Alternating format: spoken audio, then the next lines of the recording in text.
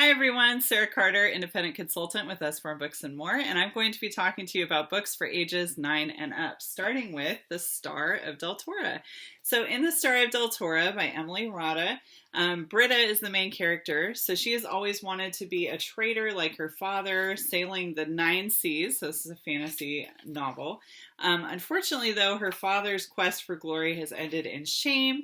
So she has to find her own way in the world, and she loves ships. So she needs to find a way to become a sailor here and win back her future at whatever cost. Next up, we have Operation Robot Storm. This is one of the books in the Mythical Ninth series. This is about Yetis, who are heroes for the UK, for the government. You can see there's a lot of pictures in here too. Their mission is always to save the world. In this case, this is taking place in Snowdonia, which has been besieged by blizzards and ice, and they have to find out why. Next up, we have Boy Band of the Apocalypse. Okay, when we say apocalypse, we mean the apocalypse, as in the end of the world. So this one is super goofy, super fun, because in this book, Sam, our main character, has to join a boy band in order to save the world, because it turns out that that boy band is actually planning the apocalypse. I don't want to give too much away here, but this book is so funny. It is so absolutely goofy that your child will love it. Sam's going to need help if he's going to save the universe, so he and his friends work together to figure out how to overcome minor things like being able to sing and dressing like a rock star. Super fun.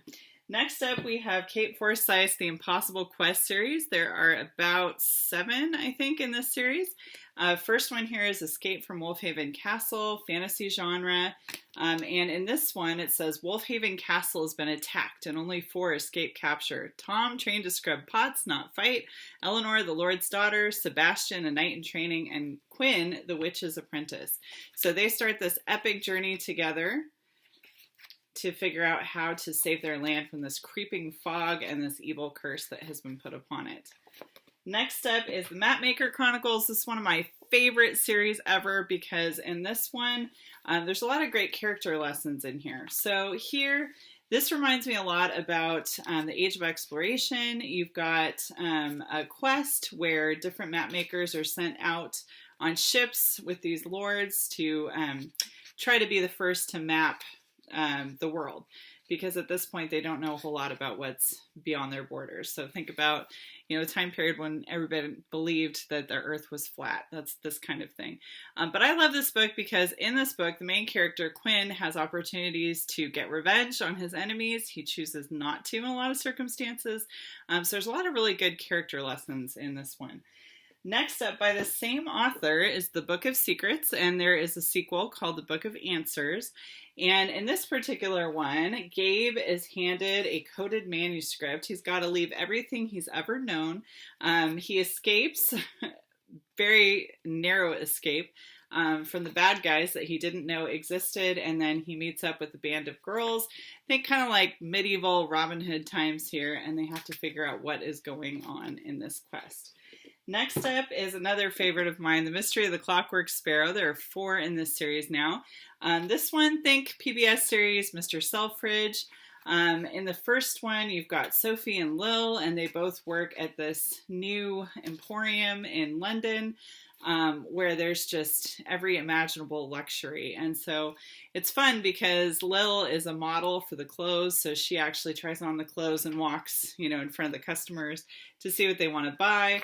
Sophie works in the hat making department at first, but they have to join forces to solve crime. So in this case, the Clockwork Sparrow.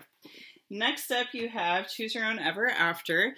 This is great for kids that want to choose their own adventure, so same basic thing.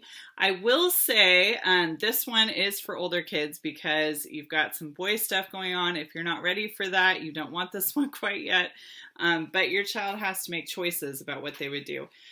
If you are going to read this one, I would highly recommend reading it with your child. This would give you a great insight into what kind of decision your child makes. It will open up some great conversations with them about whatever your family values are, and just kind of see into their world and what they're thinking.